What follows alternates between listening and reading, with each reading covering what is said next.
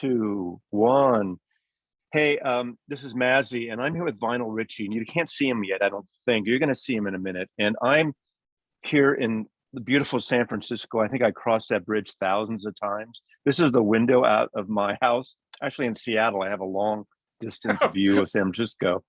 And we're going to each show 10 concerts we went to. Now, Vinyl Richie and I'll put a link below to his channel if you want to, slum it and go check his stuff out, but subscribe if you don't.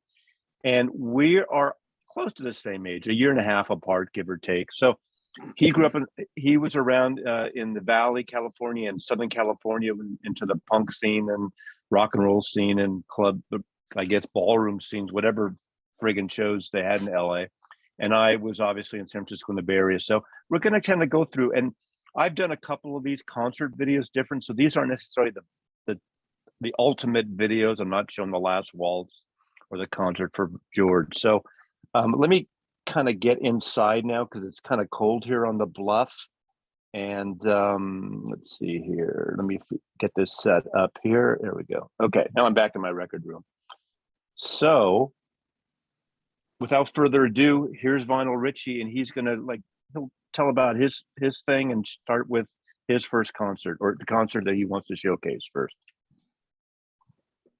All right, I can start. You can start anytime you want. Okay. Yeah, I'm not going to talk about the first concert I went to. It's 10. All were not pretty good. They were all really good concerts, except with the exception of one. And the first one I'm going to talk about is the Wheelie Festival in England. It's considered the Great British Woodstock. And it was in August of 1970. The headliners were the Faces and T-Rex. Other bands were Coliseum, this is their Coliseum live album. This was recorded in March of 71. I saw them, and I was in England, I guess I should say, for 6 weeks in the end of July and all of August. And Coliseum is a band I saw like 3 or 4 times. It might have been only 3. And it was basically this show. I mean, this was recorded a couple of months before I was there. It was released in June. I was there in July, and they broke up later that year. So I guess I saw them at the very end. The Pink Fairies were there. Did Coliseum ever play a Coliseum? I don't think. I saw them at the Lyceum. Well, that's London. Kind of, you could do a poem, the Lyceum at the Coliseum. Yeah. Anyway, never mind. But when I left for England, 2 of the biggest songs on Bakersfield radio was Bang a Gong by T-Rex and Stay With Me by the Faces. And I had no idea I was going to see those 2 bands. And yeah, they were the headliners. Most of the crowd thought the Faces should be the headliners. It was more of a Faces crowd than a T-Rex crowd. And but T-Rex were really good. They were the last act, and I would say they were maybe better than the Faces. The Faces, they weren't very loud. It was really weird. They weren't the band were playing really good, but the sound wasn't real loud, and the crowd was going higher. And Rod Stewart went and got a box and stood up on the box because I guess he thought he meant they needed to be higher, because the stage was not a very big stage. It was only like maybe 8 feet high, and it wasn't very deep. It was a kind of a long stage. But yeah, it was a really great concert. Another note was the guy that started Where's Waldo. Apparently he went to this concert, and he got the idea of Where's Waldo because there was a guy, and I remember me and my cousin were sitting there, and this guy with the sleeping bags walking by, and he's going, Wally. And he's looking for his friend Wally, and it turned into a chant. The whole crowd started going, Wally. And even some of the bands, not even knowing what was going on, they started chanting Wally. and I guess Wally evolved into Waldo. But yeah. So you should have really set this up better, Richie. Instead of wearing that freaking t-shirt, you should have got a striped shirt with a scarf and a little beanie hat like Waldo. I don't have any. I would like to see you dressed for success like that. Yeah, my years of success are behind me. I'm retired. I'm pretty much retired. I'm working part-time, but yeah. All right. Okay. So I didn't see the Beatles, and that's some story. If you followed my channel, you hear why, and that sob story. But in 1965, this happened to be my first concert. I didn't pick it just because of that, but we're showing records with little stories, obviously about the band and maybe a little setup. And there was a venue that I went a couple times with my parents for non-rock shows, and it was just like a half hour south of San Francisco in Redwood City, called the Circle Star Theater. Years later in the 70s, they had a lot of country acts. So I saw Merle Haggard and Willie Nelson. A lot of people from the outer hinterlands would come and slum it in the Bay Area and see these country acts there. And but I went there in 1965 with my friend's parents, and I saw the Dave Clark Five. And Dave Clark Five, you don't hear a lot about them now in so many ways. These are the two albums that came out in 65, Coast to Coast, and I Like It Like That. And I will say right off the top, Dave Clark himself should be on my next wanker list, because he's kind of a wanker. But they made great singles, and they were second only, really, in 64 and 65 to the Beatles. They were bigger than the Kinks. They were bigger than the Animals. They were bigger than anyone, mostly with singles, and made great singles. So saw the Dave Clark Five, and it was really, you couldn't, I mean, I was such a young kid. The girls were screaming. It's exactly what Beatlemania and the Ed Sullivan Show, when you saw Dave Clark Five, was all about. And I should have pulled the album. The opening act was Sonny and Cher. So, and I even totally forgot. I blanked out Sonny and Cher for some reason, even though I think I Got You, Babe is one of the great 45s of that mid-60s period, 1965. And I love that. So I should have pulled that. But I just wanted to start out with Dave Clark Five, Circle Star Theater, Redwood City, California. All right, yeah, my dad really liked the Dave Clark Five for some reason. I don't know what it was. He was more of a country guy, but he did like them. Yeah, they had a great drum. As much as I hate Dave Clark, because he kind of basically owned all the publishing and did everything, and kind of treated the others years later like shit. Never released, except for a greatest hits, the catalog on compact disc during those years. It's too late now. It's mind-boggling what he's done there. There's been a couple comps here and there, but they had a great drum sound. And I don't know all the history if he's actually playing drums on everything. And I remember he used to kind of stand up in the back, sort of, and play that. But Team Mike Smith on the organ and his vocals, that's to me just a great part of it. But they had great singles on Epic Records in the US, and CBS in the UK. If I'm not mistaken, I believe he owned the rights to like the Ready Steady Go and those TV shows in England also. I think so. He, and there was a musical in years later in the late 70s, I guess, or early 80s. And it's just, that's a whole other video about his wankiness. And, Mike Smith died. He fell off a roof and almost was paralyzed or partially paralyzed. And I don't know how much Dave Clark helped. And, all those artists get fucked by publishing and stuff when one guy owns it. But that's another story. All right. Apparently he was the smart guy in the band. Well, yeah. I mean, you own the publishing or the business guy, the managers make the money and the artists are living on the streets. Yeah. I think we agreed we didn't talk about this before, but it turns out, I guess both of us are doing this in chronological order. And the Wheelie Festival was in August of 1971. This next concert took place in March 11th, 1973. And it was Neil Young at the Bakersfield Civic Auditorium. And it was basically this tour. I believe it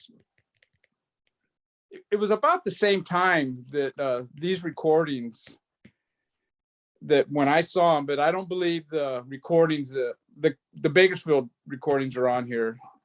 But I will say the set list for the Bakersfield concert is way better than this set list. I mean, at the time he was recording in 73, he did record this album, and it was a 15 song set list that he did. And he did do 2 songs from this album, Lookout Joe and New Mama. Also, the third song he did was called Sweet Joanie. And that song has never officially been released. And it was the only time he ever performed it in concert was at this Bakersfield Civic Auditorium show. And Neil Young came out and he performed acoustically, I think about 4 numbers. And then another guy came out and they were a duo, then a third guy, and I think there was 4 other guys with them. And then, like I said, there was a 15 song set, but the last 6 songs, David Crosby and Graham Nash also joined them. And it was just a spectacular show. Linda Ronstadt was the opening act, and she was basically playing with I think it was 3 of the Eagles, and I think later that summer the Eagles were formed. But yeah, it was a spectacular show, and it was just something special that night. Neil Young is great. I've seen him maybe 6, 7, 8 times, and the first time was 72, the Harvest tour, and Linda Ronstadt also opened for him. So that might have been maybe 6 months earlier or something. I don't know, but that was at Winterland in San Francisco, and I loved her. But I think a couple times when I saw Neil Young or Crosby or Nash, and I did see a Crosby and Nash tour Berkeley. There's always these times where one other of the 3 or 4, Steve Stills or whoever, would show up and play with them. Berkeley Community Theater shows with Crosby and Nash. But I love Neil Young. What a great! And then Harvest exploded. My favorite album still is the one before it, After the Gold Rush. That's still my favorite Neil Young record. But that's a cool record too. Yeah. After the Gold Rush was the first Neil Young album I ever bought, and I bought it relatively when it came out, and it's still my favorite also. Yeah, it's so great. It's so great. All right, in 1969, I'm going to 1969 now. I'm going to the Fillmore West. The first time I ever went to the Fillmore West. Just a little geography. Bill Graham opened the Fillmore Auditorium. The original Fillmore was on Fillmore and Geary Boulevard, next to a synagogue that my family sort of belonged to, Beth Israel, for a while. And the whole Fillmore became, it's rough. It years ago during World War II, I guess, before it was a Jewish neighborhood, then became an African-American Black neighborhood. And they went through revitalization, and it was kind of a sketchy neighborhood for, and the Fillmore, and the rabbi next door would always hate that the kids waiting in line for the Fillmore were pissing on the walls of the synagogue, waiting in line, how it is at concerts and stuff. So I never went to the Fillmore. To this day, they finally came back, and the Fillmore is in the original spot now, years later. But I moved to the Fillmore West, which was on Market Street at South Van Ness. It used to be called the Carousel Ballroom. And the first time I went there was in 1969. And there's a record store in San Francisco, right near San Francisco State College, called Portals to Music. And I used to kind of go there, not a lot, but every couple of weeks. And there's this guy there named Roy, and I didn't know who he was at the time. But he'd always turn me on to music. And I go in there one day, and he goes, "Oh, you got to get this album by the new Who album," and that was Tommy, new Who album. Okay, so I bought it, and I was gonna want to get this. And I knew the Who from I Can See for Miles and all that. And this was when this came out in the spring, I guess, or late spring, early summer.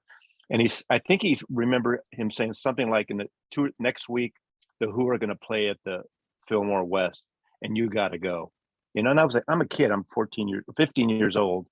And my parents didn't want me to go there. They thought I was going to get dosed with LSD or something, It turned out, and I didn't know it at the time, Roy Loney was in a band, and he was in this band, Flamin' Groovies. And this album didn't come out till later in '69. So obviously they had been around. I'd see the name of Flaming Groovies on the Fillmore and Avalon posters, but I'd never heard them. And in a way, they didn't fit in with the whole San Francisco psychedelic scene. They were sort of retro rock and roll, rockabilly, cool band that I got into years later. And I go on these tangents of these stories. It turned out, so I bought a ticket to see the Who at Tommy, and years later, 1978, I would end up working with Roy at ABC Records. He was one of the sales guys for a while at ABC. So we worked together for about 2 years. I knew Roy. That's when he was starting. Roy Loney and the Phantom Movers. That's a whole other story. But I go to this show, and this was in June 1969. The Who performed the entire Tommy. So if you listen to the expanded live at Leeds, there's the expanded version has the entire version of them, and that's what they did. They did obviously hits and Summertime Blues and I Can See for Miles, but they did it, and it was one of the most incredible shows. The opening act was A.B. Sky, who I don't even remember if I even saw A.B. Sky. But the weird thing, Bill Graham would mix these things up. The next act was the Woody Herman Big Band. And Woody Herman it's kind of like, Maynard Ferguson and not Duke Ellington, but that was kind of big jazz band, that jazz orchestra bands, and they were opening up for the Who performing Tommy, and I just thought that was the coolest thing. And this was one of the most memorable nights, and they were so loud and they were so good. They were one of the best. They were the first great live show I ever went to, but to this day, I saw them also at Winterland in the '70s, and again, hands down, they were one of the best live bands I've ever seen. And it's amazing when you think about it, because they're only a three-piece band, plus Daltrey, and the fullness that John Entwistle on bass, Keith Moon with his, I don't know how he does his drumming, because he always looks like crazy, like he's faking it. If you watch that, he goes like this. He looks like he's miming to the drum, but he gets it and he gets the beat. And one guitar player, he just covers everything. And the Who, and so it was so great. So that's my second choice, the Who, 1969. Yeah, the Who, they used to play the LA Sports Arena. It seemed like every 2 years in the '70s, and I regret not going to see them. My cousin Marty would go, and he would tell me, "Yeah, you got to go check out the Who, man." And I never did go. I did see them. I don't know if it was late '80s or early '90s, and they were doing the Tommy. It was called the Tommy Tour, and it was. To this day, I still feel like I didn't see the Who because it sucked. I didn't like it at all. Keith was dead by then, right? Yes, he was. It was just the three, and I didn't think it was very good. But Keith was. I mean, he was such a crazy drummer. Keith Moon, and I think when he passed away, they made a mistake by their choice. I think the ideal choice would have been the drummer for the Damned, because he had the same on stage. He was the same as Keith Moon, and he would have fit in perfectly. I don't know if he would have been up for it, but right. Well, what they got? Kenny Jones, right? Kenny Jones. And I think he was more in the family. It's kind of like that's what it Ron was. I mean, Wood. it was all sentimental '60s. It's like bullshit. Ron Wood joining the Stones, right? Yeah. I like Mick Taylor. Mick Taylor to me was more interesting guitar player for the Stones, but maybe personally he didn't fit in like Ron Wood was one of the guys, But there's whatever. no comparison. Mick Taylor's 100 times better guitar player. Right. Someone's gonna be pissed at you in the comments on that about that here, but that's okay. I think you're right. You had the right answer. One of my favorite bands from the early '70s is the Faces, and that's where Ron Wood was playing. I love Ron Wood, but Mick Taylor, man, that guy. Ron Wood cannot do what Mick Taylor does. Let's put it that way. I agree. All right, your concert. All right, this one took place September 10th, 1974, and it was at the Santa Monica Civic. I was still living in Bakersfield at the time.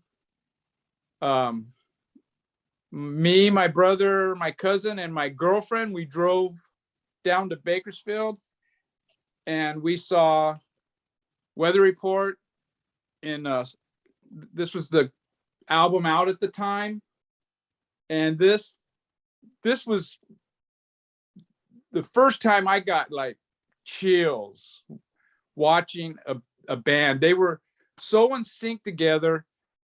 I've never seen a band like so in sync together, and they would do solos here and there, but it all gelled into this one, and it was just fantastic. And I was doing a little research on these so I could get the dates basically, and I read a review of this concert in the LA Times, I think it was, and he said a better name for their band would have been Space Report, because we went into, the whole audience went into outer space, and it was just fantastic. And this guy here, Alfonso Johnson, the bass player, we were like maybe 10 rows back where he was, and he was just, he had so much charisma on stage. But yeah, they started off the concert with Nubian Sundance, which is the first song on this album. And like I said, I got chills. I guess, I don't know. It's hard to explain. It was, I haven't had that feeling too many times, but yeah, it was out of this world. They were so in sync together, and I don't know, man. I don't know if I've ever seen another band that was that good together. Wow. I saw them once around 75, I think. And they're almost better live than the record. I mean, the records are good in a different way, but live, I mean, it's that, to me, they're the best example of rock jazz fusion, I think, of any. I mean, there's a lot of these things. I think some of the rock, the jazz fusion albums are over the top too much and not very good, even though I have some of them. Return to Forever, I didn't love. I mean, I liked them earlier with Flora Purim and Airto with Chick Corea before they really got like intense with Stanley Clarke, even though I like Stanley Clarke on bass. But I got kind of, I thought some of those fusion albums were just too much for me. I don't mean loud. I can't even describe it. But to me, Weather Report was a sweet spot. They didn't always do a great album, but that's probably a great time to see them. Yeah, I saw them a couple of times later, and it was with that Jaco Pastorius on bass. Yeah, and they were good, but it wasn't the same as this. In fact, one time I saw him, Jaco Pastorius, he didn't have a shirt on. I'm thinking, what this guy think he's in fucking Van Halen or some shit? Yeah, it was. I was trying to get Richie to do this entire video with a shirt on too, but he just wouldn't go for it. So okay, I can do that. No, it's okay. Okay. So we're going now to Winterland. My generation, my buddies and I probably saw more shows at Winterland until later, the old Waldorf, when the club scene was happening more in the late 70s into the 80s. But Winterland was the place almost every week, every other week. And tickets were usually $4 or $5. I mean, I can go back. I have a picture. I don't have the actual ticket stub, but I saw I'm not showing the Rolling Stones, but the Rolling Stones Exile on Main Street tour, $5.50, Winterland. They did 4 shows. And Stevie Wonder opened up $5.50. So we'd go. We'd go out to get tacos and then go to Winterland. And in 1972 December, 3 acts on the bill. The opening act was Sylvester and his Hot Band, which was sort of a local gay, flamboyant artist, kind of R&B, funky. And he was huge in the Bay Area. I don't think he really did much beyond the Bay Area. But Sylvester? You remember Sylvester? He came out with some disco songs in the later, like 78. Yeah. He was fantastic. Flamboyant as hell. He was really popular. And he was like one of the first of the outed gay artists and stuff. And I don't have any of his records, but the middle act was a group called Flo and Eddie, which this album came out, I think, in 73, so after. It's the closest I have. Flo and Eddie, if you don't know, the Fluorescent Leech and Eddie are Howard Kaylan and Mark Bolan, the 2 original members of the Turtles. In 71, the infamous tour with the Mothers, live at the Fillmore East with the Mud Shark Story, and they do Happy Together there. But this is one of their solo albums, Flo and Eddie. But the headliner was a band that I was really into, and it was the first time I saw them. And the album that had come out that year in '72, earlier that year, was a soundtrack called La Vallée. This is Pink Floyd. This is Obscured by Clouds, and it's from La Vallée, a French film. I love this. To me, this is one of their great records, and it doesn't get a lot of love, but it's a gorgeous record. It's a great mood to it. It flows nicely. There's some ambient stuff, and I just think this is a perfect album. But what was So great about that? Yep. was Pink Floyd the headliner you're talking Pink about Floyd. here? Pink Okay. Floyd was a headliner, Okay. and I should have notated that, but since Vinyl Richie knows more than I do, he has to correct me and make sure I don't fuck it up for you people out there. I don't think Sylvester ever headlined Pink Floyd or Mark or Flo and Eddie, but this was there now. But the greatest thing, and we had no idea, they performed the entire this album. And this album wouldn't come out for another 6 months or so. And they report, and we all know what happened to Dark Side of the Moon and how it became one of the biggest selling albums ever. But I just remember the sound effects they did, and the bells, and we all know the bells and the alarm clocks and all the chimes on this, and they had the whole entourage of array, I should say, of instrumentation with the gong behind Nick Mason and everything. And this was a time, if anyone out there's ever been to Winterland, the first few shows I ever went to Winterland in '71, '72, and before, the stage was on the long side. So you'd walk in, the stage would be right. So it'd be a wider venue. After that, soon after this, they moved the stage to the far end. So you'd walk in and you'd be at the back of the auditorium. And I would go to Winterland as a kid because it was the home of the Ice Capades and Ice Follies, big rink on the Western Addition, near what's now the Kabuki Theater and that whole area. But I loved it. That's where the Last Waltz was. And I saw, I don't know, a couple hundred shows there. I'd go so much. But it's Pink Floyd, singing Pink Floyd in 1972. I later saw the Animals tour. I saw The Wall. And that's it. So I saw them 3 times, and those are the tours. But by far, this was the best. Winterland only holds 5,000 people, and it was a great venue. You would walk and sit on you'd stand on the floor. There's no seats downstairs, and around you, on the balconies, there'd be those metal seats, fixed chairs, like an arena, but a small scale. Fantastic place to see music. So. Yeah, What do you got? I had Obscured by Clouds, and I loved that album. And when and you can kind of see Dark Side of the Moon directions on some of those songs on Obscured by Clouds. But yeah, that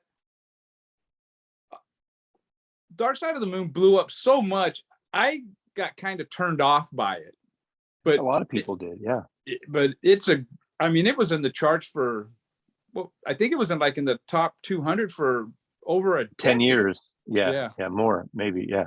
It's a great album, but I think a sweet spot is Obscured by Clouds. It's almost like, I want to say an easy listen, but not easy listening. It just feels really good. It's not jarring, but there's some toughness to it and some great playing, great harmony vocals. So. Yeah, it's interesting you said that the Winterland was kind of long ways. That brought to mind, I'm going to bring this one back up. When I saw at the Wheelie Festival, the stage, it was kind of like that. It was like, here's the stage, and it was kind of longer this way than it was deep. And I thought I would just show this. This is kind of like a picture of how high the stage was and how close the crowd actually was to the stage. So how high was Vinyl Richie to the stage? I was you probably weren't getting high. I mean, you probably weren't getting high in those days yet. No, I got high a little bit, maybe 6 months after that. You don't want to get busted and thrown out of the country, Yeah, no, yeah. We weren't that far. We were 40 yards maybe from the stage. Wow. Yeah, it was pretty cool. So I'm gonna go to my next one, and this one I could not find this concert listed anywhere on the internet, but I know I saw them, and it was this band here, Herbie Hancock, and it may have been the end of '74, or could have been the beginning of '75, and it was in Santa Barbara, and it was at I saw him at this little theater at UC Santa Barbara, actually. And we drove from Bakersfield and went there. And then afterwards, drove home. And that was a hell of a drive. But anyways, you know the band Passport? I think they're a German band. They were the opening act, and they were really good, man. And then Herbie Hancock came out, and it was Headhunters blew up. That was a great album, but this was the album I think that was out at the time, the one that right after Headhunters. And yeah, it was a fantastic show. It was me and my girlfriend, and then one of her friends who happened to be I think she was a I don't think she was a cheerleader. She was a real tall black gal, and she was a cheerleader at Bakersfield High, and I believe she was a cheerleader at Bakersfield College. And she decided, yeah, well, I'll go. So her seat was like a couple of rows behind us. So after the concert, we go out and we're looking for her, and we see her, and she happens to be with this guy here, Bill Summers. I guess he caught her. She caught his eye, He was, he was like the percussionist. So he's out there fishing, looking for some babes or whatever. But anyways, I'm not commenting on that. It is what it is. I mean, she was a beautiful woman. And so we went off to the side of this little theater, and we smoked out with them. But yeah, we left, and it was like from Santa Barbara to Bakersfield was like a 2-hour drive. And there's this one part of the drive where you're leaving Ventura, and then you're gonna cut east to get to the 5 freeway.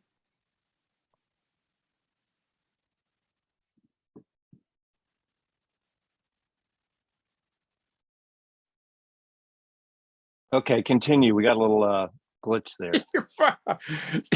Anyways, we're on this little stretch of road. It's 2 lanes east, 2 lanes west. And I'm driving in the fast lane going east, and it's late, and we're buzzed. And my girlfriend was next to me. She's asleep. And I see these 2 headlights coming, and I go, what the fuck? And they're getting closer and closer.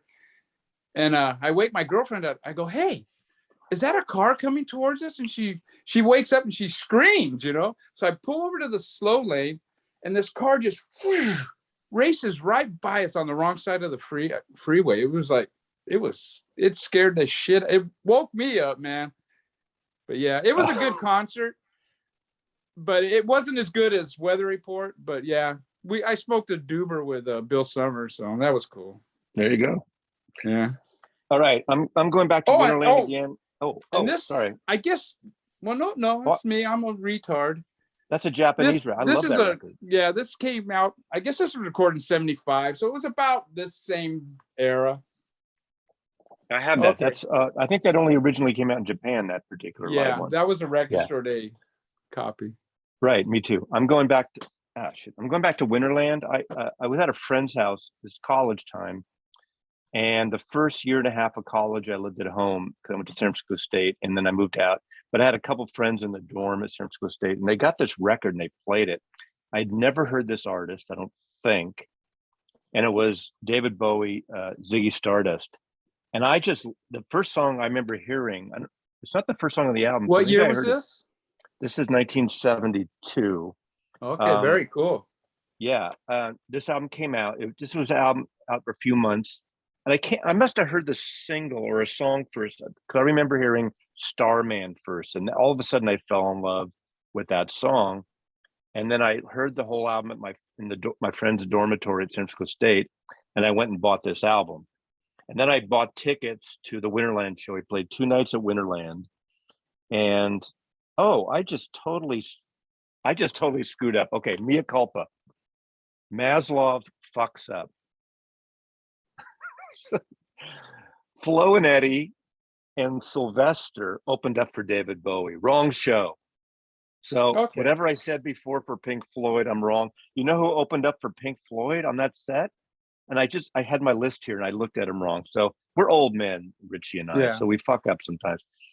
The opening act at the Pink Floyd show was Commander Cody and his Lost Planet Airman, which is kind of a Western swing, Bob Yeah. Wills type of country thing.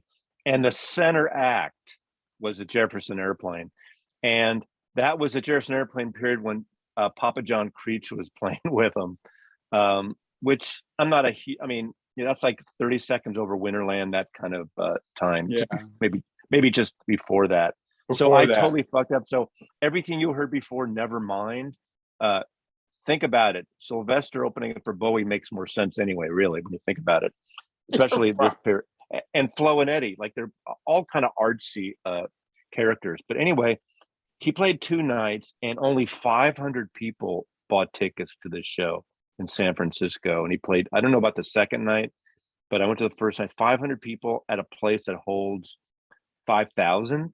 It was a fantastic show. I heard Bowie didn't want to come back to San Francisco anymore because they thought but we didn't know him. We didn't know him. Yeah. Ironically, either 2 or 3 days after or 2 or 3 days before, I don't have my dates right, he plays that famous show that turns into a live record at Santa Monica Civic.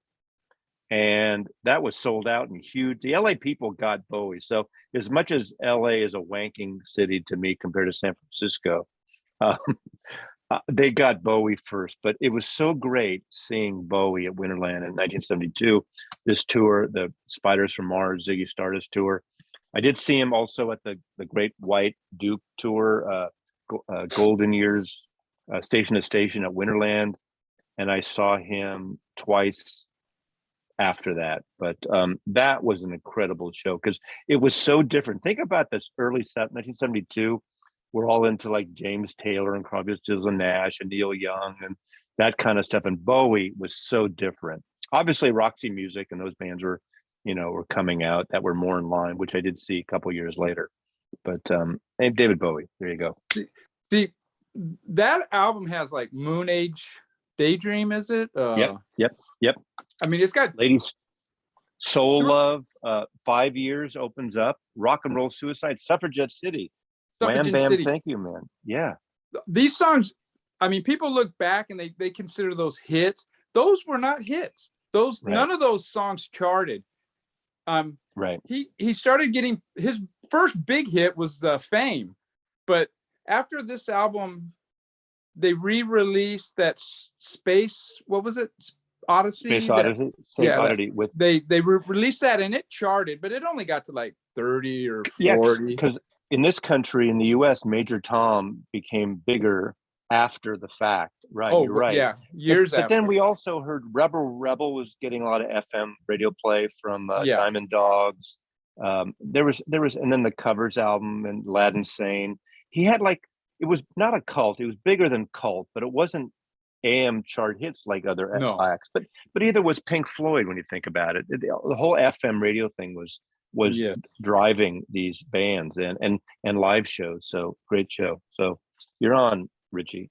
That was a good choice. And Thank my you. next choice was this person played the LA Forum February 8th, 9th, and 11th. I'm pretty sure we went on a Saturday, but I didn't look up what day that is. And that was David Bowie on the Station to Station tour. And it was fantastic. My uncle, I had 2 uncles that actually worked at the Forum. One was like the head sound man, and the other guy was like in charge of lighting. They were in the union that filmed TV shows and that. So IATSE. Isn't it IATSE? Yeah. Is that it? Yeah. So I always got good seats at the Forum. And yeah, the Forum, if those that don't know, is where the LA Lakers used to play. And we were like, Bowie was at one end of the basketball court, and we were like 4 rows up at the other end of the court. And what was interesting is, I mean, we could see, but I wanted to get closer, man, because this is probably one of my favorite periods of Bowie. And you know, I'm sitting there scouting out there's 2 aisles going down to the floor. And I'm just kind of keeping an eye on it. And all of a sudden there was a little bit of not a skirmish, but a little bit of a discussion at the one aisle on the right. So the guy on the left went over there, and it was the 2 guys kind of squashing this. And I told my girlfriend, hey, let's go. And she didn't want to go. And I go, well, I'm going to go. So I left her. I go, I'll be back. So I went down to the floor because there was nobody there stopping you. And then I ended up getting like maybe 5 rows back. I mean, I could see the cocaine in Bowie's nose. I mean, I was close, dude. And it was just, I watched maybe 2 or 3 songs, and I go, I better go back to my girlfriend, you know. That's the show I saw at the Cow Palace. That's the one, the Great White Duke, or what, Thin White Duke, where it's all white lights and bright, and it was so good. Yeah, and that's where he was more funky with TVC 15 and all that kind of stuff. And this was recorded in that tour, 76. And yeah, if you look at the songs on this, it's fantastic, dude. I mean, he does some of his older ones, but he's doing Station to Station and TVC 15. Just, it was a great show. That was, I mean, that's great. I think this next thing I'm going to show, it's one artist, but I'm going to kind of show, I'm going to mention 2 shows by the same artist 4 years apart, but I think you and I were at the same show in the same city at the same time. So Vinyl Richie and Mazzy were in the same spatial area in San Francisco, I think, and we'll see. No spoilers, please. 1973, Kezar Stadium, home of the San Francisco 49ers in Golden Gate Park.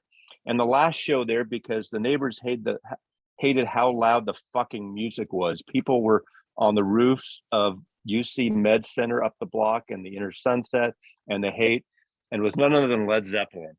And it was after Houses of the Holy had just come out, and I got tickets. My first time I saw Led Zeppelin, I didn't see them in their earlier days. This particular copy has a hype sticker and was from the Coleman collection. So it's kind of cool that I don't usually leave, like, you know, what do you call it? Shrink on. But just because it has that and all the hype, and it was Coleman's, I just thought it was kind of cool. It is not. So it might have been a promo copy you got, but it's not a white label promo. But this came out, and it was a fantastic show. We'll talk about it in a minute. But we'll come back to that. But then in 1977, in the 70s, I think it was 75, 6, 7, and beyond, Bill Graham, who was doing all these shows, had closed Winterland a few years earlier. And on the summertime, he'd do these days on the green at the Oakland Coliseum, the outdoor baseball stadium where the A's played. And Led Zeppelin played 2 shows there in 1977 in July 23rd and 24th. And because my girlfriend of the time worked at KSAN Radio, we got free tickets in the VIP radio section. Now, they weren't with the band in that section, but it was literally a raised section on the side of the stage. So we're a ways, but not that far. So we saw the whole show from the side, which was fantastic. And I went to both shows, and that's when Presence was coming out that year. I don't know all the dates when this album came out, but the interesting thing about that show, it's an infamous series of shows, because the first show, I can't remember if it was the first show or the second show, the manager of, the infamous Led Zeppelin manager got in a huge fight with Bill Graham people, and Bill Graham threatened to shut them down. And Bill Graham, if you know his personality and his what my people call chutzpah, a huge, massive fight. This wasn't supposed to be the end of the tour, and the next day, I saw both tours, and the next show on the 24th of July in 1977 was the final American show Led Zeppelin ever played, because that after that show, I think Robert Plant found out his son had died, and they canceled the rest of the tour. And so I feel fortunate to have seen Led Zeppelin 3 times. My Kezar show is my favorite of the 3, but it was really friggin' cool to see at this baseball stadium, but being sort of on the side, not enough to see to have any contact with them, with all the radio and, promo people, record company people. So there's probably about 40, 50 people in these areas with free drinks and food and booze and stuff. So Led Zeppelin. But weren't you at one of those shows? Are you going to show that too? Yeah, that was gonna be one of my concerts, but I can't find my copy of Houses of the Holy. So Well, talk about the show anyway. Talk about the show. The opening band Oh, right. was the Tubes. And I remember when me and my cousin drove up from Bakersfield up to Frisco to see this show. And this was years before the Tubes album came out. And when I came back, I was telling all my friends, oh man, this band, the Tubes, this guy came out with 12-inch platforms and he had a banana in his pants. And I remember he had like 3 personas. He had like a Elvis kind of guy, like a rockabilly, and then a country guy, and then a glam guy. But yeah, the Tubes are great. But yeah, Fee Waybill. That's Fee Waybill, and the character Quaalude was the guy with the high. Something. Yeah, so great. They were such a great band. That first album is amazing. Yeah, it is.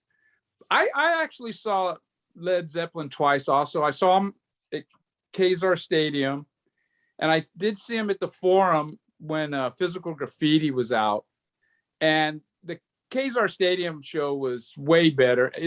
I'm sorry, I got to correct you. It's Kazar, not Kazar. There's no Y there. Kazar in Frisco.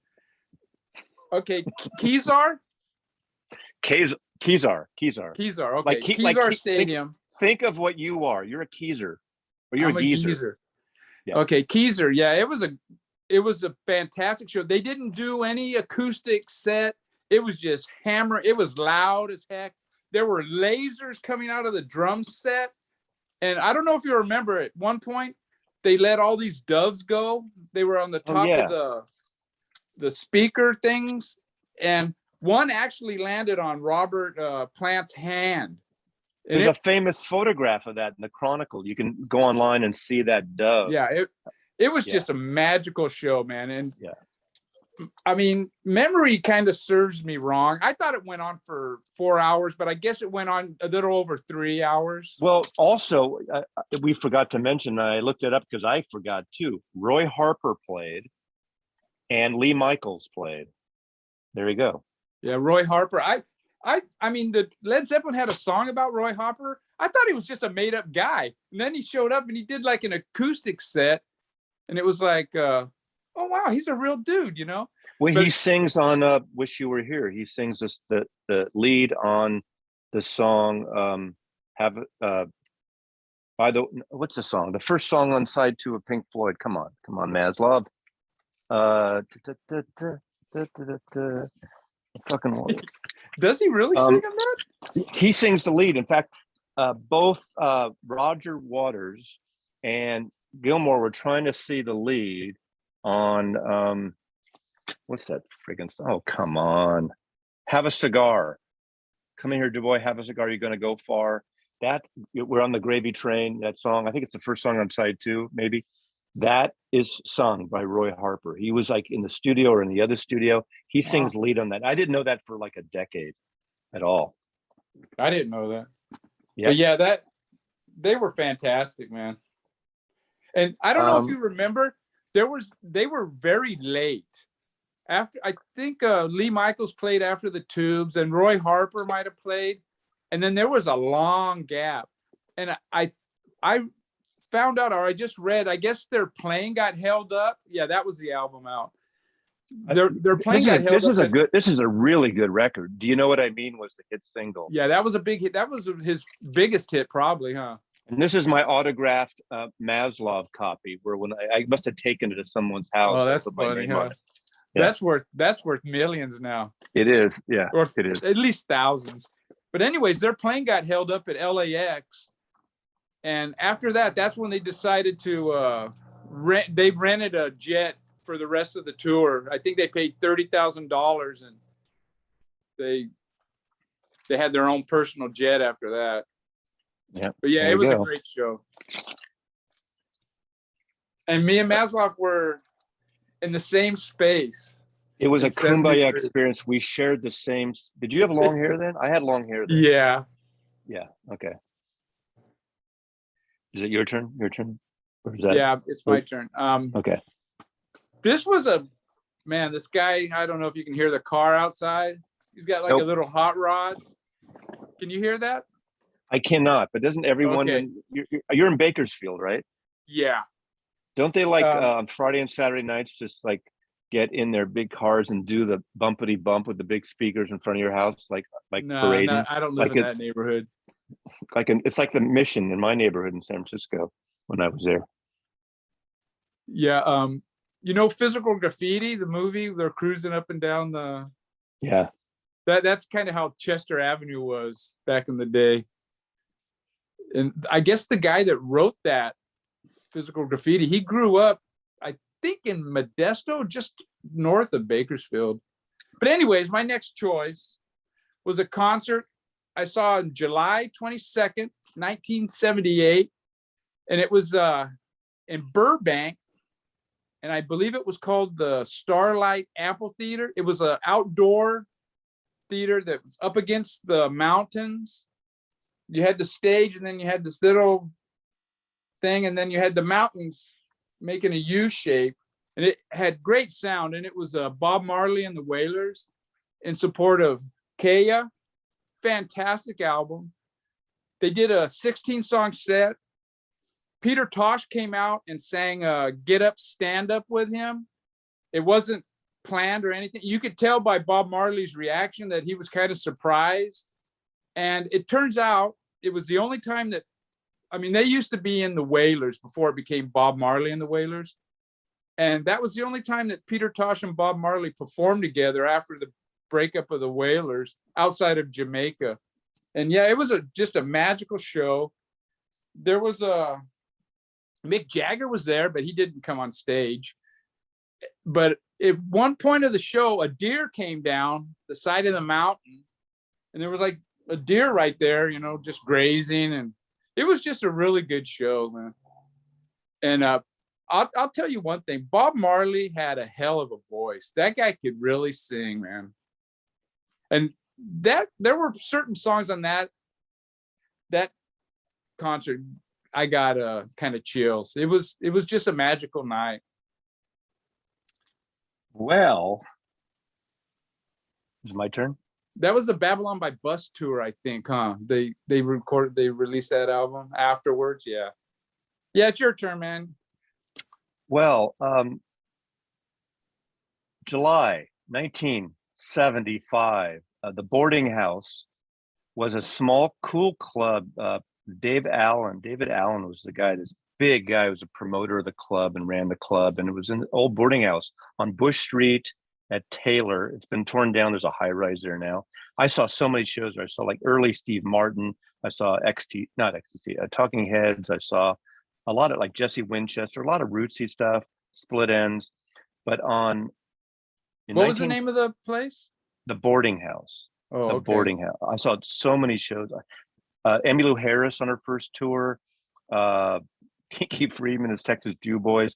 But on July 1975, I think he had a week residency. Oh, I saw the bluegrass guy Doc Watson there played a week. But anyway, July 1975, I think 4 or 5 nights he played. I went to see Bob Marley and the Wailers. It was a Natty Dread tour. So it's a small club. And it was so fucking amazing. There was a downstairs area where if you paid for dinner, went early, you get primary seats upstairs in the club. It was kind of the club where there's cocktail tables, so you're not standing. So they serve you, drinks, which is kind of great. But if you came early and paid for mediocre food, it wasn't expensive, but probably at the time you'd get the preferential first section. And I saw this show and it was so fucking great. This is the album that this is a tour, but for those of you, if you want one live album, this is the one to get. This is a UK copy, Island Records. This is a fantastic record. Bob Marley Wailers live. I did see him a few years later, and I forgot what tour. I didn't look it up, at the Oakland Paramount Theater. And it was so great. And I remember I didn't get really stoned at a lot of concerts, but all I remember is sitting downstairs, but under the balcony at the Paramount. It's an old Great Deco type palace, old time movie palace. I don't know what the equivalent is in LA, but a lot of cities have a Paramount theater, and this one had been renovated and upgraded, and beautiful deco building. And I just remember probably like the Wiltern in LA. I've been to Wilton. Oh yeah, a bit like that. Yeah, and I just remember being under the balcony and watching it, and I think I was so stoned that it looked like the stage.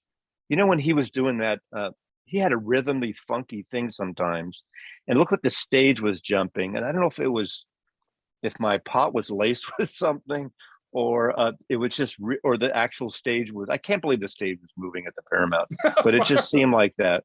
And that might have been 77, 8 ish. I didn't look that one up, but that you reminded me of that.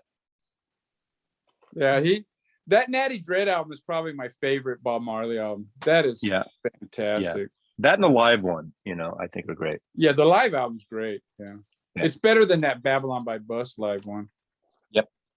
Yeah. My turn. Yep. Well, I'm going to go into the 80s now. This is May 4th, 1980. And it was the first time this wanker ever played LA. And it was Public Image at the Olympic Auditorium.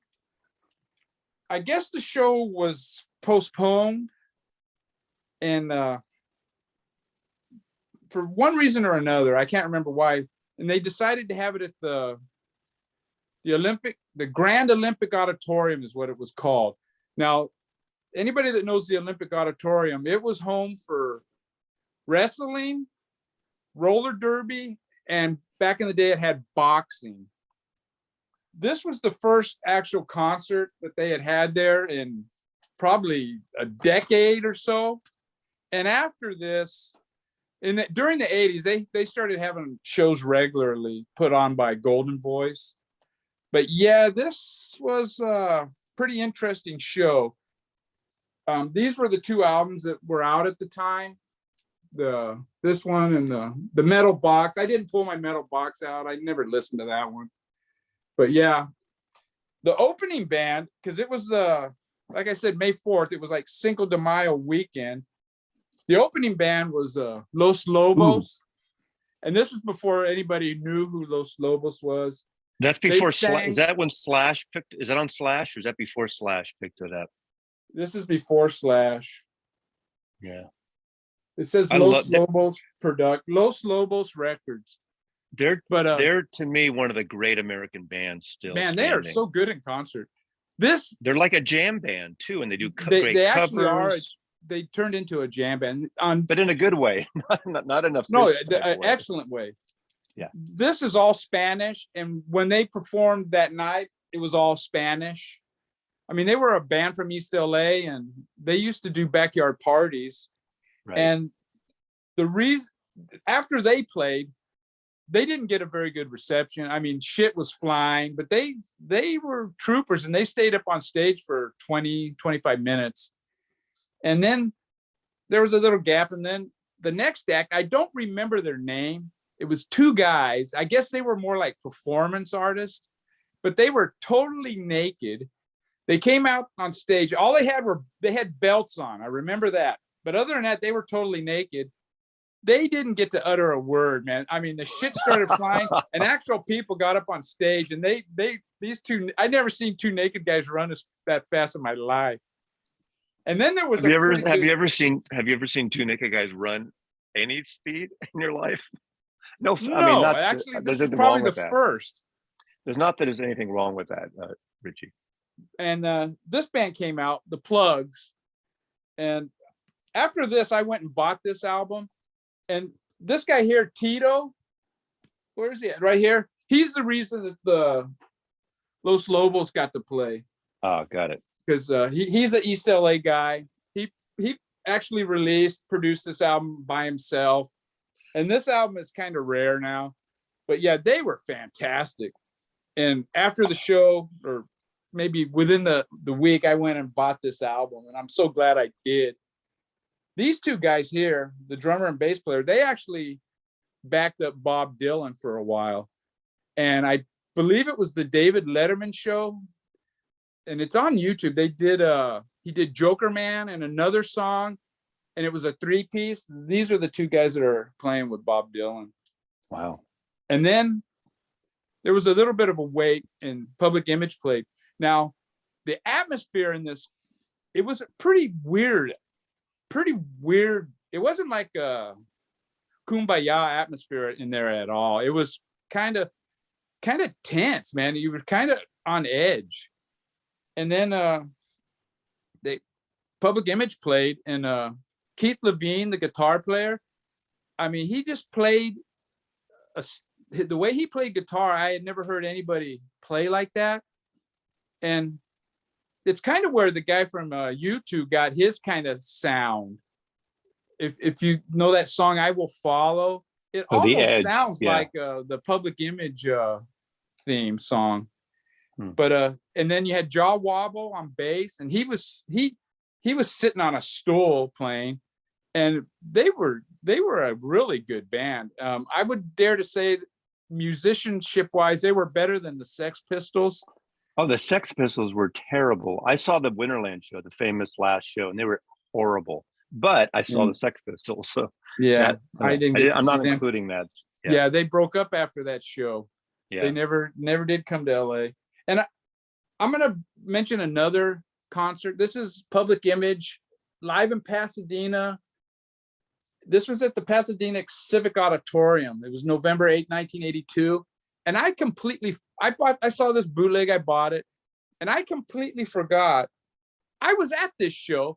And the reason I could tell by the banter in between songs that Johnny Rotten, what he was talking about, I go, I was at that show, you know. And then I remember, oh yeah, I remember seeing him at that Pasadena place. And yeah, he was at that Olympic Auditorium show. He was very personable. I mean, you know how like some people have a lot of charisma? He had charisma just flowing out of him. Yeah. At one point, there was like a kid, maybe a 12-year-old kid, and he looked like a mini Johnny Rotten. And he brought the kid up on stage, and they sang a song together, and it was kind of a magical moment. But it was a very weird atmosphere in there. It was a real weird concert. I forgot where it's filed right now. I hate that when you do that, but I have a 12-inch single. One of my favorite things that he's ever done is that Time Something with African Bombata, that 12-inch single. Not Time World Destruction. World Destruction. Yeah. What a great record that is. That's great, and a 12-inch of that, it sounds so good. Bass, the drums, you blast it. In fact, I'm gonna tonight, you know, I'm gonna just crank that thing and make the neighbors move out of their house or something, because I love that. I forgot about that. So yeah, that's a great. Actually, Public Image in the 80s, they were one of the better bands to see live. They were actually fantastic. They were a really good band live. That post-punk thing, I realized all my choices. I think they were proto post-punk. Proto primo.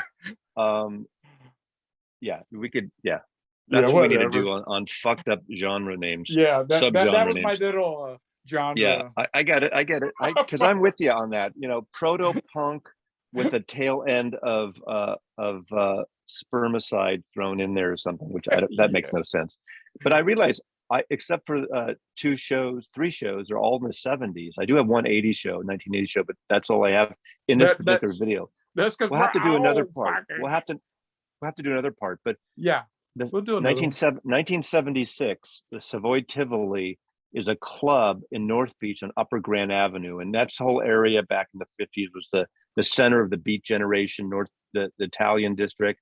Jack Kerouac, City Lights Books, Broadway. Right around the corner there is where topless dancing was invented. Carol Doda at the Condor, and up there a great bar and with the outdoor kind of overhead outdoor area with a club in the back called the Savoy Tivoli. And in the late 70s and into the 80s, it became kind of a cool hipster place with music.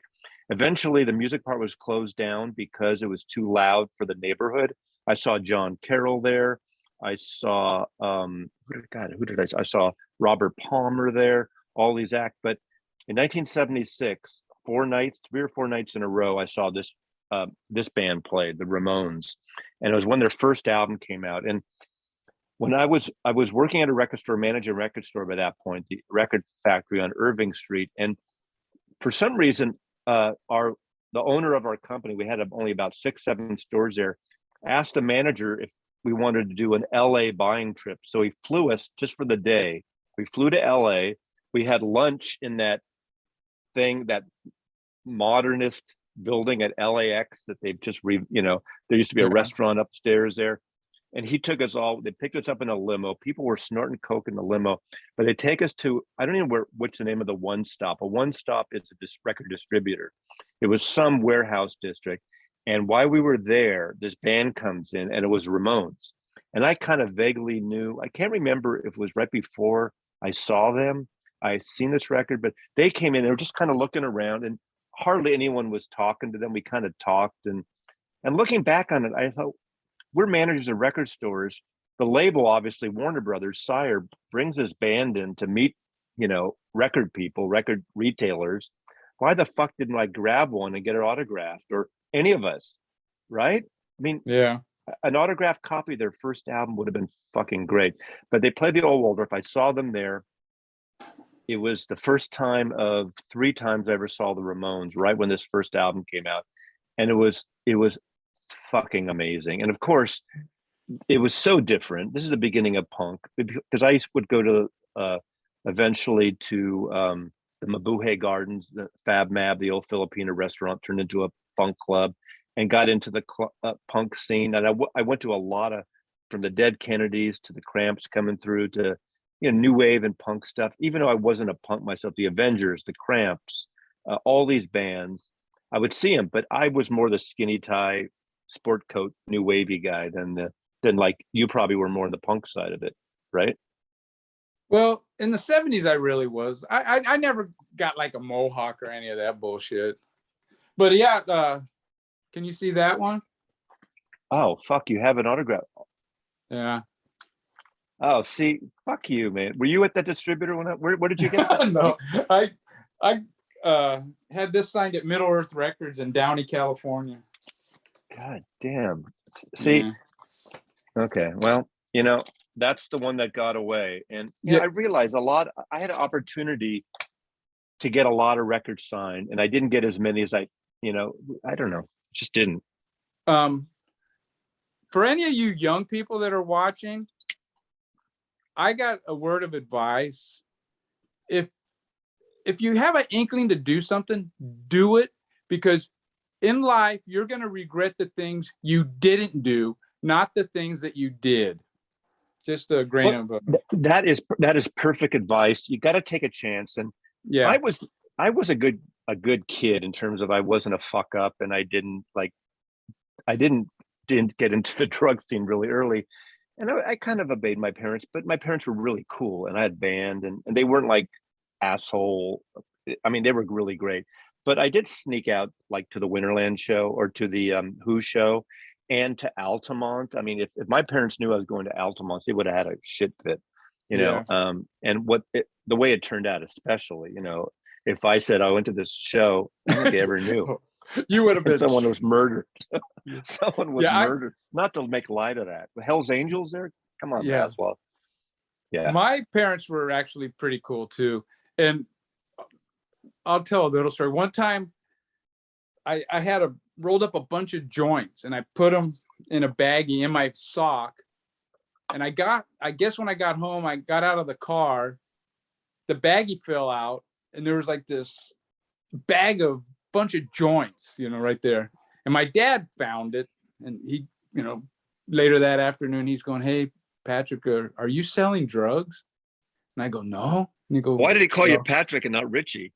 Never mind. I don't know. Patrick was a nickname I had back then. It's okay. And okay. You caught that, huh? And he goes, "Well, I found this by the car." And I go, "Oh shit." I go, I told him some shit like, "Oh, that was for one of my friends," and da da da da.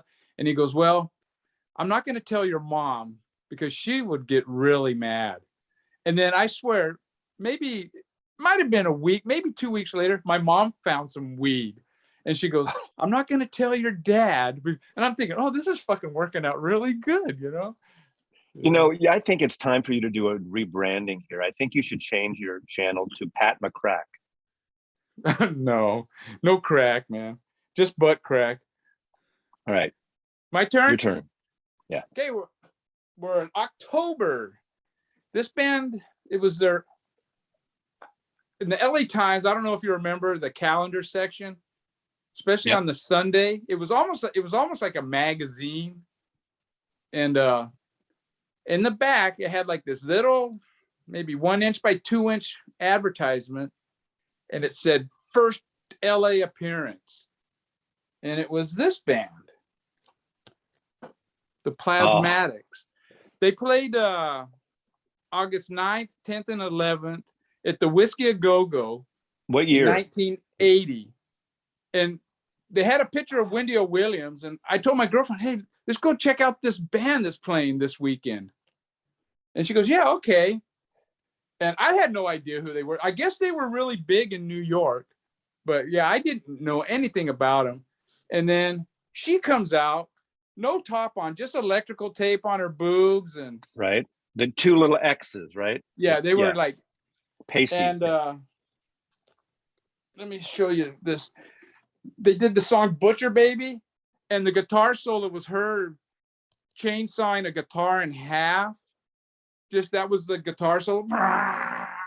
They were smashing TVs. They had the bass player was a black guy with a bleached white mohawk. The lead guitar player looked like he was over 6 feet tall, and he had like a 12-inch blue mohawk. I mean, these guys stood out. But yeah, when they left the stage, there was no way they were going to do an encore, because it was just total disaster. I mean, it was just mayhem. And then as we're leaving, my girlfriend goes, now I know why you wanted to come to see this show, because, her boobs are out the whole show. And I go, I didn't have any idea, What was the date of that again? October 9th, 10th, and 11th. Okay, I know they played Frisco. I saw them. San Francisco. I just looked it up. I saw them October 5th at the Stone on Broadway with my friend Jazz Shit Brooks. And she literally had a chainsaw with a piece of a car on stage. Yeah. And it was performance art at its best. It was so outrageous, over the top. It was hysterical. It was like watching a comedy show in a way. Yeah, it was a trip. Yeah. Well, I'm still stuck in the 70s here, Pat McCrack, Richie. I'm going to the 78 and 70, 77 and 78. The first time I saw this band was at the Keystone Berkeley in 77. But I want to talk about going back to the Boarding House again. The Boarding House, 1978. And, never mind. I made a mistake. Old Waldorf, 1977, wrong band. I skipped ahead. The Old Waldorf, 1977. KSAN Radio was the first radio station to break this artist, to play this artist. And I went to his very first ever show in America in November 1977 at the Old Waldorf. And that was Elvis Costello. And Elvis Costello and the Attractions.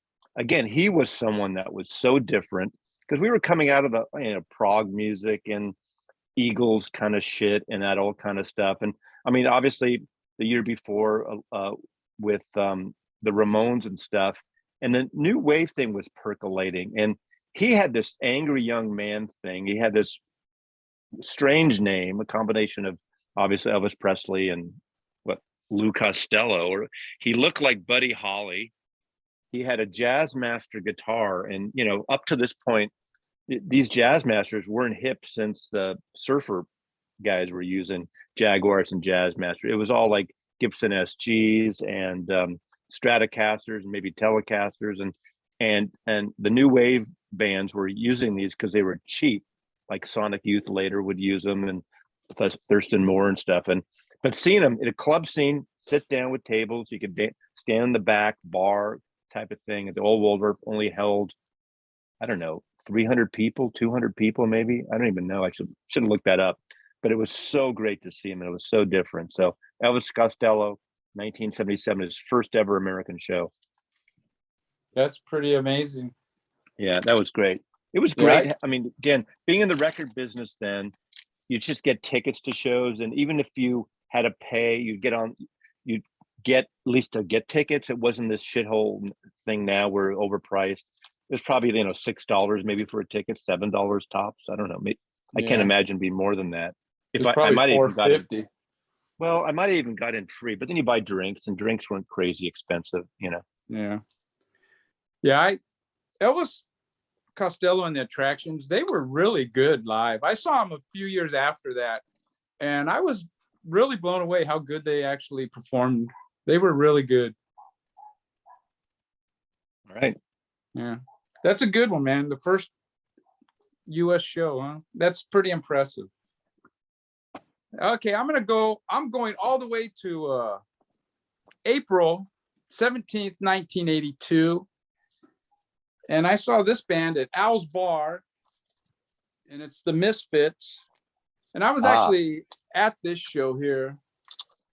And I don't know how many songs I think there's one song that isn't listed on the back, but it was actually, they only had the one album out at the time, Walk Among Us. And they were pretty interesting. Al's Bar, and this is a bootleg I have of Alternate Takes. Al's Bar was a real small place.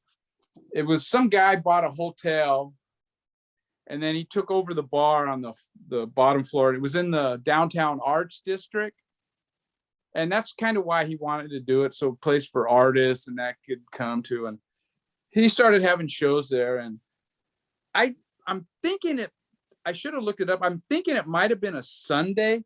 There were not very many people there. I would venture to say maybe 100 at tops. And yeah, it's pretty cool to see them in this little small club, but it didn't sound that good. They were playing way too loud for the acoustics of this little room they were in. And it was an interesting show. They had a little heckling going on. You can hear it on this bootleg. You may even hear Richie on there. But Henry Rollins was there. He was like standing on the side of the stage, and he was like mad dogging me, man. And I was like looking at him, and I'm thinking, am I gonna fucking have to kick this fucker's ass or what the fuck? This was skinny Henry Rollins. It was when he first moved to LA. He used to beat the shit out of people. He used to get in a lot of fights. Yeah, he used to. Yeah. He I don't know, he didn't do anything, but yeah, it was a pretty interesting show. It didn't sound all that great. I saw the Misfits again at Santa Monica Civic. They were opening up for Black Flag, and they sounded 100 times better at that show. Still, Black Flag blew them away, but yeah, I was actually at this show here. It was pretty cool. I saw a lot of cool bands at Al's Bar. That was great. The whole punk scene, punk times that you and I would go to, obviously you down south and me up here in the Bay Area, during the punk and post-punk new wave stuff, there's all these venues popping up at bars and things there's a place, I didn't bring anything today, but the Deaf Club was actually a club for deaf people upstairs on Valencia Street in the Mission. And on weekends they'd have punk shows, and they'd have like a lot of the deaf people from the club would be there because you feel the vibration, the wooden floors. They'd be dancing to these punk bands and new wave bands. And I remember seeing a band called Suburban Lawns that were playing around that time, played there. And it was just, Suburban Lawns are a really good LA band. Yeah, were they an LA band? I don't remember. I think from the Valley. Our Daughter's Wedding, I think, was another one, or those kind of things. Anyway, I'm going to do new wave now too. I got one. Oh, go ahead. I got a record, the Dead Kennedys live at the Deaf Club. It's really good, really good. I might have been at that because I saw them a lot, and in fact, it was a very early show, and some of the songs are done a little bit different than how they later did them on the albums. I probably saw I'll mention them a little later because they're open up for one of my later bands. But anyway, we'll get into that later. But what I started talking about, the Keystone Berkeley 77, and then I wanted to concentrate in the Boarding House September 78, were the Talking Heads. And this is I think this is the first tour I saw at Keystone Berkeley, but this is the one when this tour, when they played again, the Boarding House, not a big place. And what I remember so bizarre about, they were so good, but what I remember about that, the back of the club, when you walk in, you walk in this door, and it's one of those double doors, or I think there was a curtain. You know how you have a curtain, so if someone opens the door, you don't get this light spilling in from the bar and all that. And they had that, but then they had like a platform over the door that extended, and they had a guy up there, not the sound guy, but a guy with a spotlight, one of those follow spotlights, And then there were some seats in front, but not right there. It was kind of like an aisle. You walk through the back where the seats were, the cocktail tables. And the weirdest thing is, right when the Talking Heads were playing Psycho Killer, that follow spot somehow fell off and crashed to the ground in the club. Luckily, it didn't hit anybody. Oh, I thought you were going to say it killed somebody.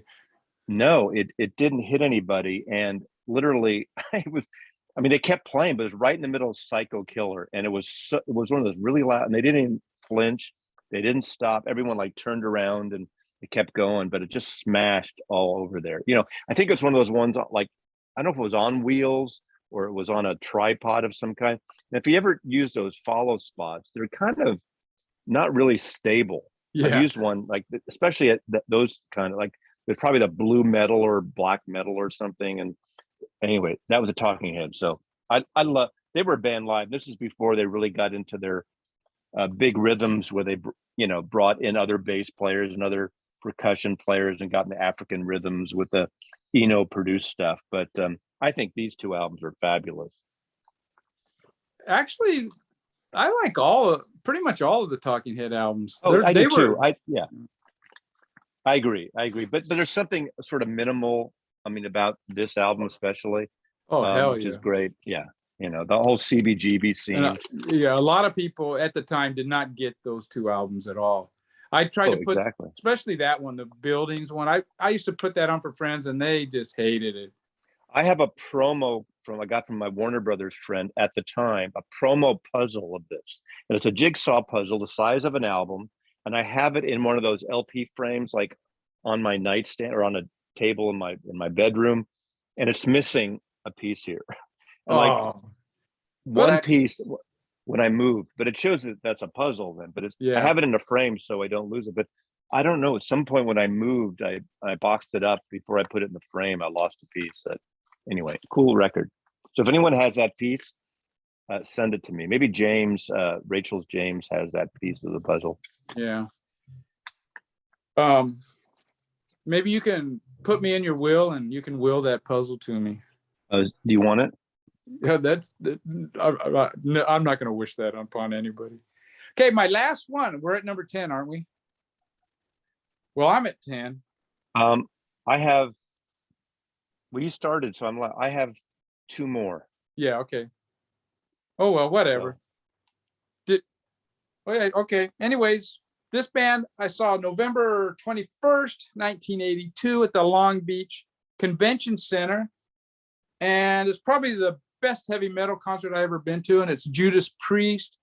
They were touring Vengeance. What is it? Screaming for Vengeance. That shows you how much of a metal guy is. I don't even know the name of the album.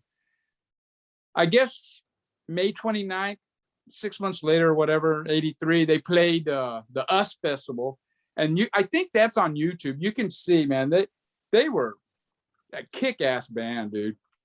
And yeah, they opened up with Electric Eye, Riding on the Wind, and the dual guitar of, I'm not really big into heavy metal.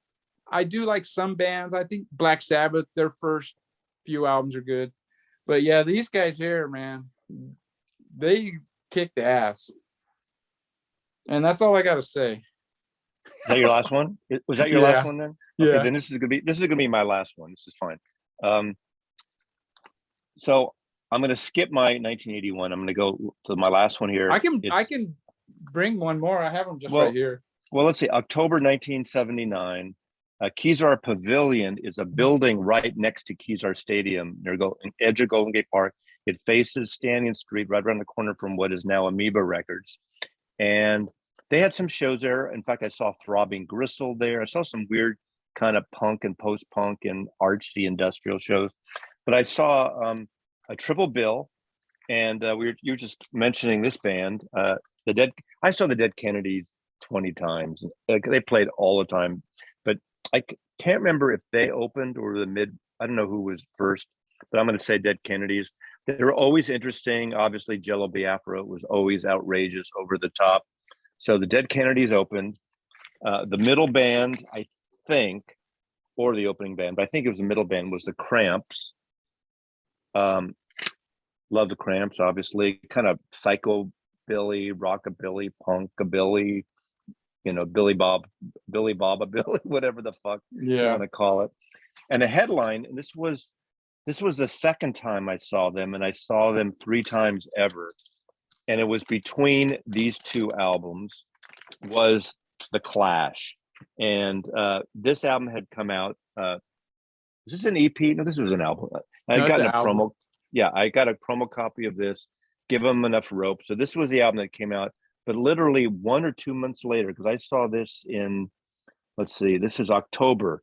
In December, London Calling came out. So obviously this album had already been in the can, I assume, and was ready to go. And to me, this is a perfect album. To this day, it's more than a punk album. There's so many mixed genres on here. It's an incredible record. And I did see him once after this, I think at the, I'm thinking the Berkeley Community Theater, but I might be you misremember where you saw someone. For years, I thought I saw Billy Bragg open for them, and it turned out it was Billy Bragg opening for Echo and the Bunnyman at Berkeley. So I may have thought it, but why don't you show one more, and then I'll do one more. All right. Okay, I'll kind of talk so we don't have to watch you bend over, because we don't know if that's going to be a dangerous thing. So, okay, here you go, Richie. Another band I saw at the Bakersfield Civic, and I couldn't find any information on the concert. It just wasn't listed, but I do know I saw them. And it was after this album came out. Ooh. Sly and the Family Stone, There's a Riot Going On. I think this one might have been out at the time, fresh, but I'm not sure. It was about that time. And they were fantastic. The opening band was like kind of like a soul, one of those, not soul, but kind of like those easy, like sexy voice guy, like 4 singers. And I didn't like them. Like the Spinners? Yeah, something like the Spinners. But it wasn't the Spinners, man. It was more low key than that. Affair, yeah. It might have been one of that band that's in that Jackie Brown movie. Or Tavares, or one of those kind of things. But anyways, it was like over an hour wait before these guys came out. And he was notorious for blowing off shows. And in fact, there were a couple of riots because he was supposed to play. There was one, I think it was a benefit or some charity show, and he just blew it off. And I'm thinking, oh, fuck, Bakersfield, he's going to blow it off. But they showed up, and as good as they were in Woodstock, I think this era, there was just something, they were better band. They had better songs. The Woodstock era, they kind of got into a groove, and they just kept on going with that groove. This era, they kind of, I don't know. It was one of the better concerts I ever been to. And I didn't bring it in my list because I wasn't sure of the date, but I'm thinking it was 73-ish, but whatever. But that was a period of time too. Think about it, after like Marvin Gaye was doing his soulful, funky ballad stuff, and Curtis Mayfield, he was doing a lot of that kind of sexy, moody stuff that, I mean, he's influenced by Prince so much. That's one artist, definitely. So, all right, I'm going to end up with, I'm finally getting into the 80s, so we might have to continue this next time and do a part 2. If you want a part 2, let us know. October 1980, The Stone, again on Broadway. I saw, again, that's where I saw the Plasmatics. That's where I saw James Brown. a number of years later too, or like in the early mid '80s. I guess I saw James Brown there. But opening act was Oingo Boingo. We know from Danny Elfman, LA band. But one of the few times that XTC toured, it might have been, I don't know if this was the last tour, because Andy Partridge is infamous of not like afraid to travel, afraid to be on stage, and hardly travel. So it was a club, standing club, great. This was the album, which is one of my favorite albums, Black Sea, by XTC, and this is my original copy that comes in the bag.